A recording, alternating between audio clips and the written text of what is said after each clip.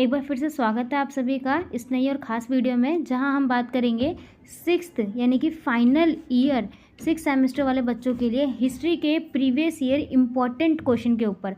देखिए, हिस्ट्री का almost syllabus cover हो चुका है, पॉलिटिकल डिसिप्लिन का ऑलमोस्ट सिलेबस कवर हो चुका है, उसके अलावा सेक में कॉन्फ्लिक्ट वाला जो आपका सिलेबस है उसका भी कवर हो रहा है। ठीक है, तो एग्ज़ाम के आते आते आप लोगों को सिलेबस को लेकर कोई टेंशन नहीं रहेगी, वहाँ तक हम क्लियर करवा देंगे, वहाँ तक का जितना टॉपिक से क्लियर रहेगा।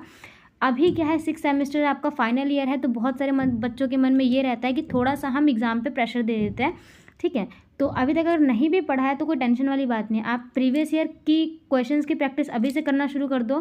जितना हो सके इस वीडियो को वॉच करो, वॉच करने के बाद क्वेश्चंस को समझो, क्वेश्चन की प्रैक्टिस करो, अपने दोस्तों तक दो, इस वीडियो को दो, ताकि वो क्वेश्चंस को समझे और उसके अलावा क्वेश्चंस को अटैम्प्ट करें, ताकि आप एग्ज़ाम तक अपने आप को बहुत बेहतर तरीके से प्रिपेयर कर लो। आपका फाइनल ईयर यादगार होना चाहिए, ऐसा हो।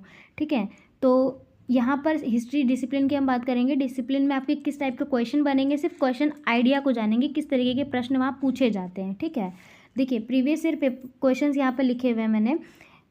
पहले ही यूनिट से पहला क्वेश्चन आया है शीत युद्ध को लेके। देखिए, शीत युद्ध कोई नया टॉपिक नहीं है आपके लिए, हमने इससे पहले भी कई सेमेस्टर में शीत युद्ध पढ़ा है, पॉलिटिकल में कितनी बार पढ़ा है। ठीक है, सेकंड ईयर में भी हमने कुछ बार शीत युद्ध को डिस्कस किया था, फोर्थ सेमेस्टर में हमने गुट निरपेक्ष पढ़ा था, तो वहाँ भी शीत युद्ध शब्द जो था शामिल हुआ था। तो शीत युद्ध इस बार आपके लिए नया है ऐसा बिल्कुल भी नहीं है, तो ये चीज़ आप याद रखिएगा। उसके बाद देखिए क्वेश्चन किस तरीके से बनता है हम ये देख लेते हैं। बोल रहा है क्वेश्चन, शीत युद्ध का क्या प्रभाव पड़ा, विचार विमर्श कीजिए। इस क्वेश्चन को बहुत बेहतर तरीके से आंसर के साथ हम डिस्कस करेंगे बिल्कुल एंड में, लेकिन पहले हम क्वेश्चन पूरा आइडिया देख लेते हैं। उसके बाद सेकंड यूनिट से क्वेश्चन आया हुआ है कि वी औपनिवेशिकरण, क्या चीज़, वी औपनिवेशिकरण, अल्जीरिया और घाना के संदर्भ में यहाँ पर क्या व्यवस्था जो थी अपनाई गई थी। तो यूनिट सेकंड में बहुत बेहतर तरीके से इसका आंसर आप जाकर के ज़रूर प्रिपेयर करिएगा। सिर्फ क्वेश्चन देख लो, मैं ये नहीं कह रही कि अभी जाओ अभी क्वेश्चन प्रैक्टिस करो, नहीं, अभी आप केवल और केवल सिर्फ देखो कि क्या बोलना चाह रहा है क्वेश्चन, किस तरीके से बनता है। थर्ड है, अमेज़न और चिपको आंदोलन के लिए जो पर्यावरणीय मुद्दों के बारे में जागरूकता पैदा करने के लिए पर्यावरणीय संघर्ष हुए थे, वो कितने सफल हुए थे। देखो क्वेश्चन डायरेक्ट ये पूछना चाहता है कि अमेज़न और जो चिपको आंदोलन हुआ था, इसने पर्यावरण मुद्दों के बारे में जागरूकता फैलाई, तो कैसे फैलाई। क्वेश्चन सिर्फ कैसे पे काम करना चाहता है, पर उसने सिर्फ घुमा रखा है, तो क्वेश्चन को समझना होगा आपको। भोपाल आपदा और उसके प्रभाव क्या है, डायरेक्ट क्वेश्चन पूछ लिया गया है। रंगभेद, ठीक है, को समाप्त करने में अफ्रीका ANC जो राष्ट्रीय कांग्रेस की भूमिका कंपनी थी, इनकी क्या जो था रोल था, तो ये क्वेश्चन आपको देखना होगा। उसके बाद देखिए, महिला आंदोलन के प्रमुख मुद्दे, डायरेक्ट क्वेश्चन पूछ लिया, कोई दिक्कत नहीं है। 1950 से 1960 के दशक के नागरिक अधिकार आंदोलन में जो अश्वेतों की स्थिति थी वो किस प्रकार और डेवलप की गई, किस प्रकार सुधारी गई। नेक्स्ट क्वेश्चन देखो, USA यानी कि अमेरिका में नागरिक अधिकार आंदोलन में जो यहाँ पर